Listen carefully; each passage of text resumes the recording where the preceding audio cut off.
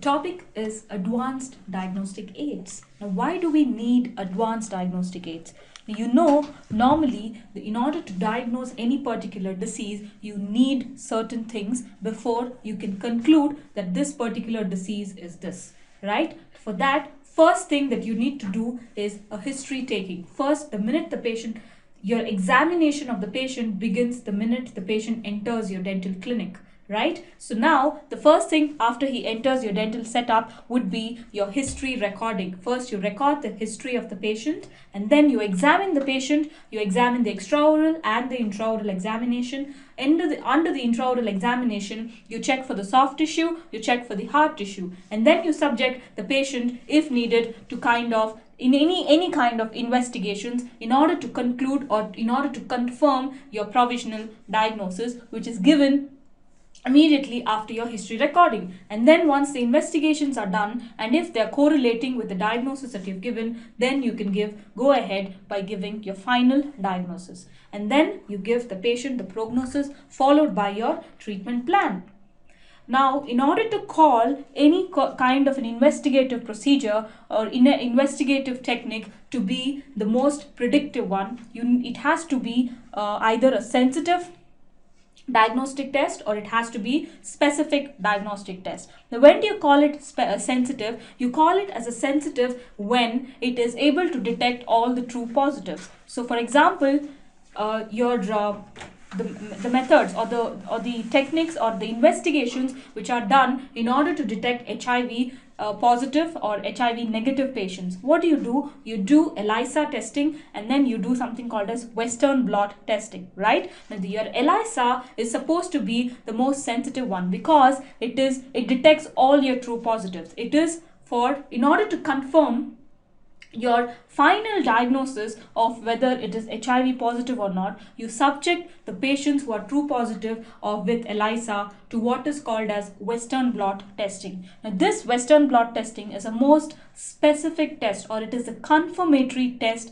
for HIV patients. So now this confirmatory test, it has a high rate of specificity. You call it as highly specific when you are able to eliminate the true negatives. Means the patients out of the true positive patients who are positive for your ELISA are subjected to Western blot. Now these patients who are positive for the ELISA, when you're subjecting them for the Western blot, what you do is the ones who are actually not suffering from the disease but because of some reason they have given a true positive result will be excluded, so that all the true negatives, means the ones who are not actually having the HIV positive but they are still shown a positive result under your ELISA, will be removed from your Western blot. So the final category of people that you get are the ones actually suffering from HIV. So this is the importance of sensitivity and specificity of a test. Your sensitivity will determine the true positive values and the specificity will determine your true negative values.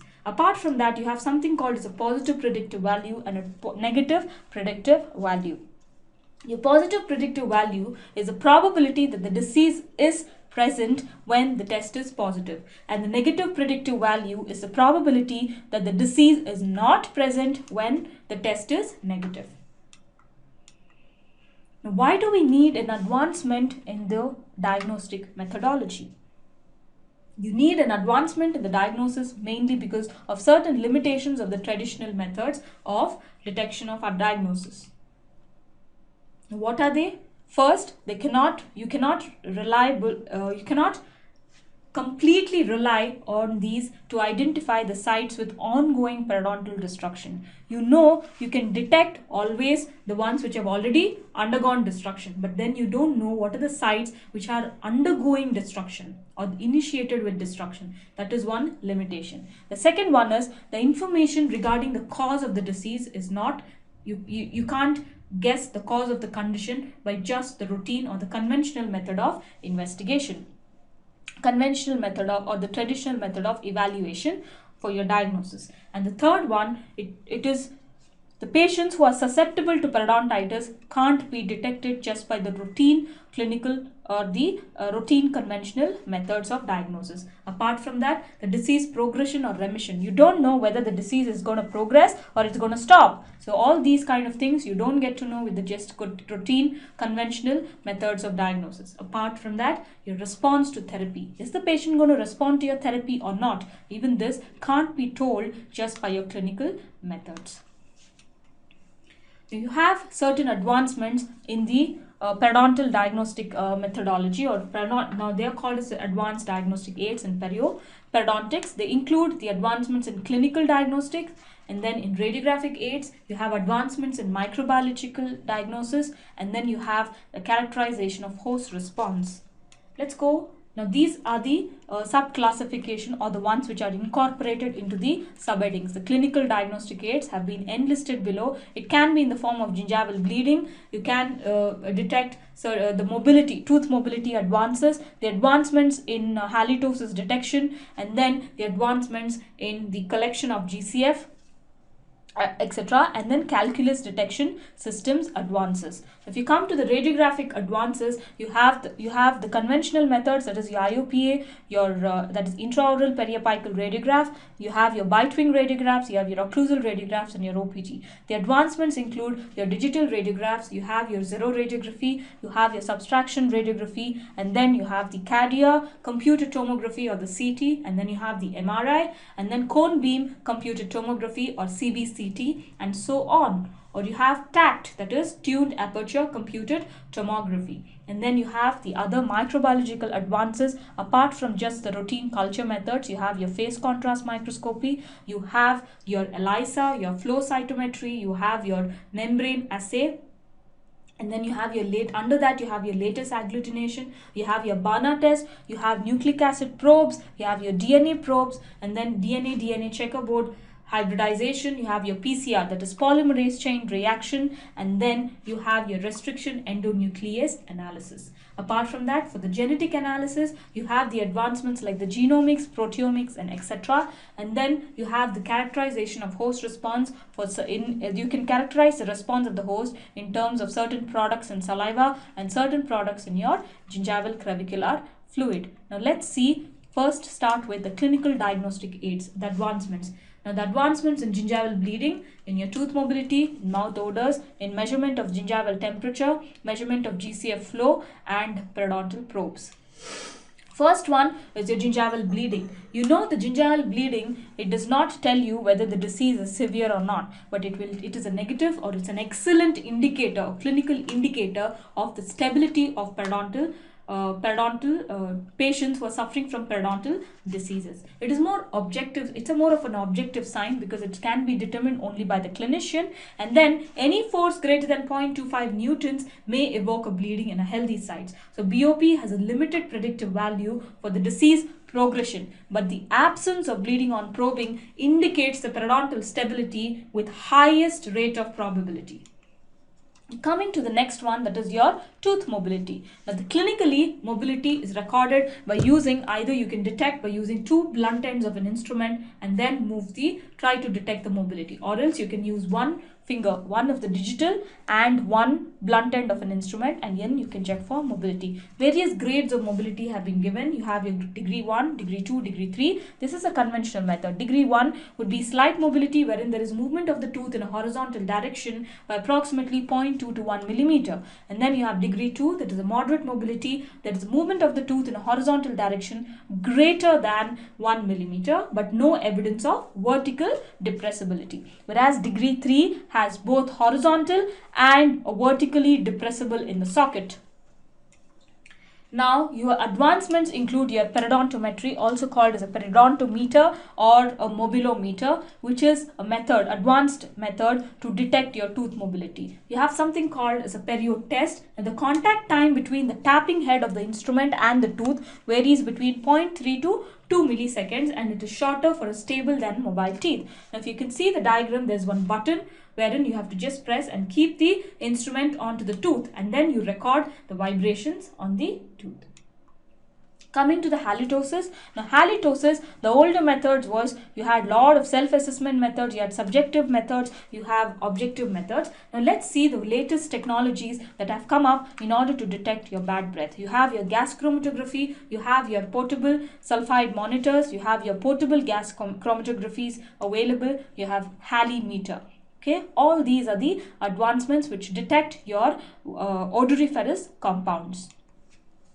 Coming to this, something called as a sulfide probe. Now this is, it detects your periodontal disease. It's a kind of a periodontal disease evaluation system wherein your sulfide probes, also called as your diamond probes or Perio 2000 system, it detects the sulfide concentrations, which is an indicator of gram-negative bacterial activity of various forms in your gingival sulcus. How do you measure gingival temperature? Now, why do you need to measure gingival temperature? You know, as a result of inflammation, one of the important clinical signs of inflammation is release or liberation of heat. So you know that periodontal infections are immunoinflammatory or a chronic inflammatory infections. So what happens in the subgingival environment is that because of the inflammatory process, there can be an increase in the subgingival temperature. Now, this can be recorded by using certain probes which are available, which detect the temperature in the gingival sulcus, called as periotemp. Now this periotemp resembles that of a periodontal probe. It is used to measure the subgingival temperature to a precision of about even just 0.1 degree centigrade. Changes can be detected by this periotemp. Now if you get a green color, it indicates a minimal temperature in the sulcus. But if you get a red color, it indicates a higher temperature in the sulcus. And then if you get an amber color, then it might be between the cold and the hot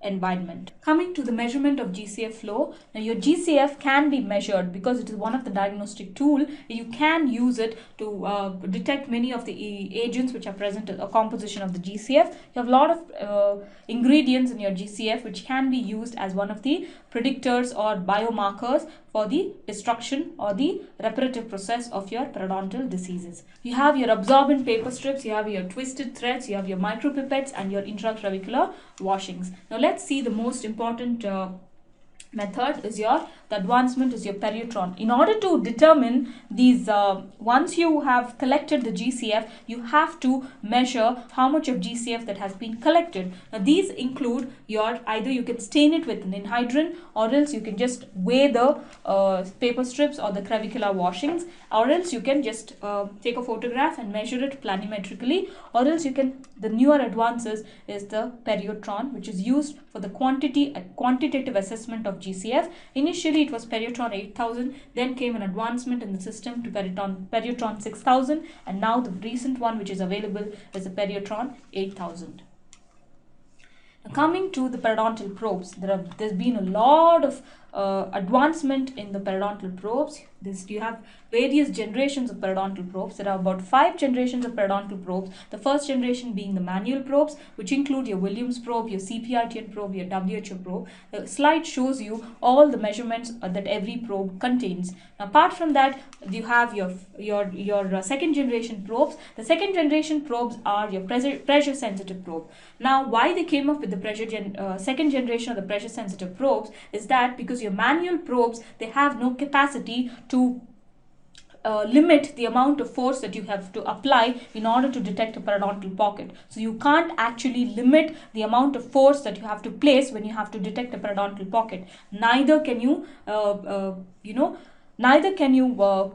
standardize the amount of force placed, nor you can standardize the angle of placement of the probe and certain other things. Therefore, they came up with the second generation probes in order to remove the limitations of your manual probes. That is your pressure sensitive probe, which are the second generation probes. Now, these are designed so that a standard amount of force, that is your 25 pounds of force or 0.75 newtons of force, can be applied, which is standardized for all the situations.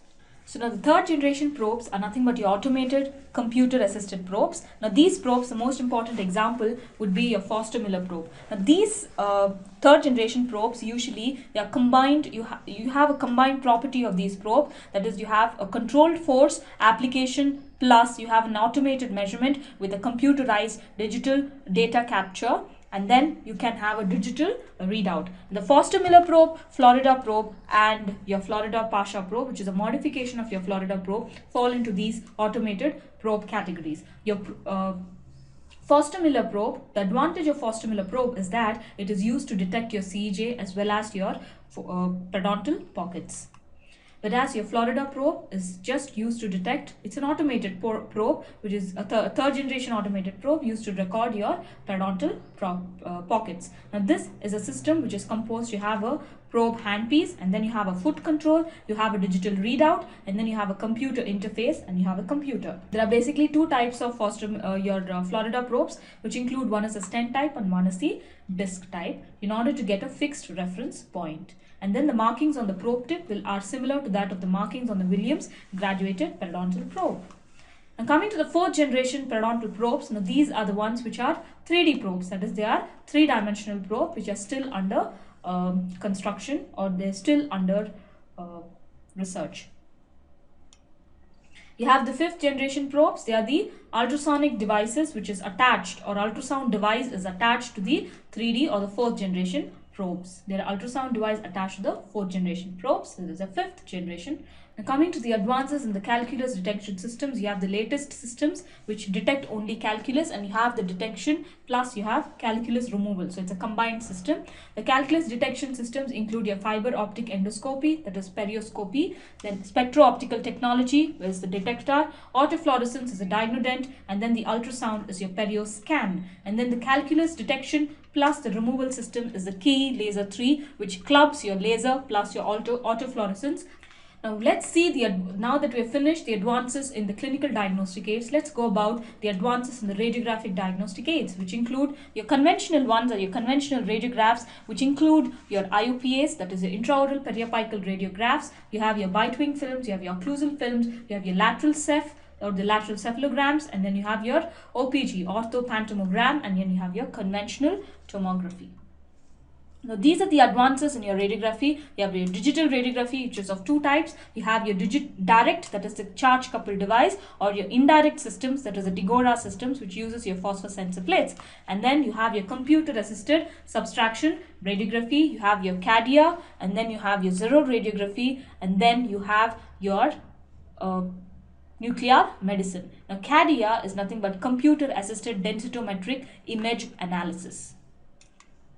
Now let's see the new frontiers in the imaging techniques, which include your CT, that is your computer tomography, your cone beam computer tomography, your tuned aperture computer tomography, your optical coherence tomography, the near infrared spectroscopy, and your ultrasound technologies. Coming to the microbiological diagnostic aids, you have your various the culture methods were the conventional ones. The recent ones are the direct microscopy, that is your phase contrast, your immunodiagnostic methods, your enzymatic methods, and the diagnostic assays which are based on your molecular biology techniques.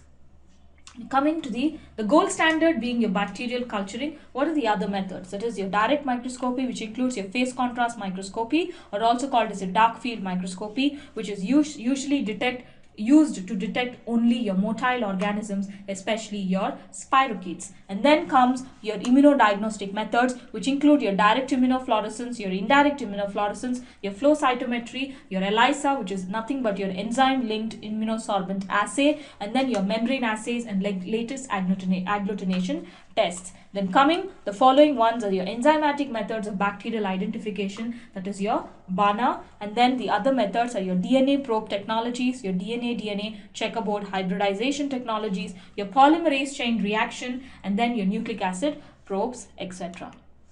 What is this BANA test? It's basically an enzymatic method of bacterial identification. Now BANA, the word BANA stands for N-benzoyl DL-arginine 2-naphthylamide. Now that is a full form of BANA. It is N-benzoyl 2-arginine 2-naphthylamide. Now this is an enzyme which is similar to that of the enzyme that breaks trypsin in the body.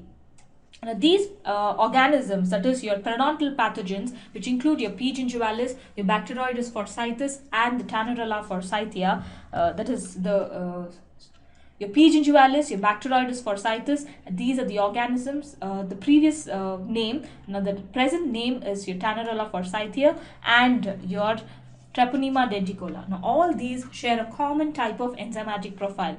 Now, they have the capacity to hydrolyze your trypsin, and then so they have incorporated this Bana test so that it will reveal or it will release a chromophore beta naphthylamide, which turns your fast garnet into orange red. So the conversion of your Bana. Now this Bana actually is a substrate which is similar to a trypsin-like enzyme, which is broken down to a chromophore, and now in the presence of these organisms only the conversion of this Bana takes place to form your chromophore. If the organisms are not present, then there is no conversion of this Bana to the chromophore. This indicates that there are presence of these periodontal pathogens. So that would be an enzymatic test to detect your periodontal bacteria. Coming to the polymerase chain reaction, this advancement, this Nobel Prize was given to Kary Mullis in 1985. He won a Nobel Prize in chemistry in 1993 for his invention of polymerase chain reaction. Now, bacteria culturing, the only disadvantage, it takes time to culture one single type of bacteria, whereas with the PCR technology you can get huge amounts of the copies of the DNA copies of one single microorganism in a very short period of time. What are the advances in characterizing the host response? Now you can use the most important tools for diagnosis, that is your saliva and your GCF, for detecting the enzymes or the electrolytes or any kind of substances within the saliva and GCF which are responsible or which can increase as a result of your periodontal disease. So your periodontal disease breakdown products, your host products, your bacterial products, or anything which is present in the saliva and GCF can be used as biomarkers to detect the disease progression. What are the biomarkers of periodontal disease? Which include the bacteria and their products, the inflammatory mediators and their products. You have your host-derived enzymes, the tissue breakdown products, and the products of bone resorption. Let's go and see what are these bacteria and their products. The bacteria include the ones of A. commitans, your Campylobacter rectus, Mycoplasma, P. gingivalis, P. intermedia, your Peptostreptococcus micros, your Prevotella nigrescens, your T. denticola, Tannerella forsythia. T. denticola is Treponema denticola, your Tannerella forsythia, Treponema socransky, and all these and the compounds released by these bacteria include your volatile sulfur compounds and your bacterial proteases. Now these can be detected in your GCF and saliva. Apart from that, you have your inflammatory and immune markers, which include the detection of antibodies, maybe IgG or IgA or IgM, and then complement proteins starting from C1 to C9. And then you have your inflammatory mediators, which include your prostaglandins, E2 and substance P, and then cytokines like interleukin 1, alpha, beta, interleukin 6, TNF alpha and beta, and then interleukin 8, and so on. The acute phase reactant proteins can also be detected in your saliva and GCF, which include your transferrin and the C-reactive protein. Now, the C-reactive protein, a lot of research is being done on the C-reactive protein, and they have detected an association between increased levels of C-reactive protein and increased level of bone resorption, alveolar bone resorption.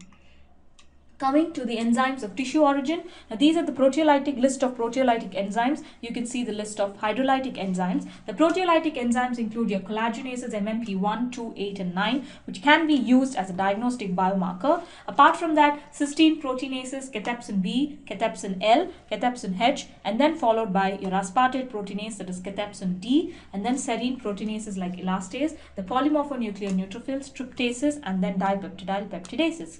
Then hydrolytic enzymes include your beta-glucuronidase, alkaline phosphatase, acid phosphatase, myeloperoxidase, and so on. What are the enzymes that are released by the dead cells? Now these include your aspartate aminotransferase or the AST, lactate dehydrogenase. Your commercial kits, test kits are also available for these, which include your PerioGuard, which has the AST, that is your aspartate aminotransferase. And then you have markers of to detect this AST. Now you have the markers of connective tissue degradation, that is for collagen. The markers for collagen degradation include your hydroxyproline containing peptides, proteoglycans and hyaluronan and laminin and fibrinolactin. And then you have for the glycosaminoglycans, it is the heparan sulfate and chondroitin 4 and 6 sulfate.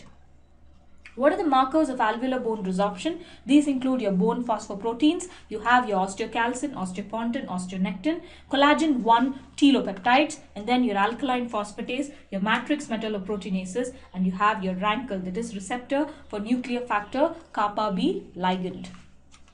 You have the microbiological biomarkers, which include your A commitans, your C rectus, your mycoplasmas, and etc. You have your other biomarkers, which include your calcium, cortisol, hydrogen sulfide, methylmercaptan, and then pyridine, picolines, and PMNs. Now that comes to the end of your advanced diagnostic aids. Thank you.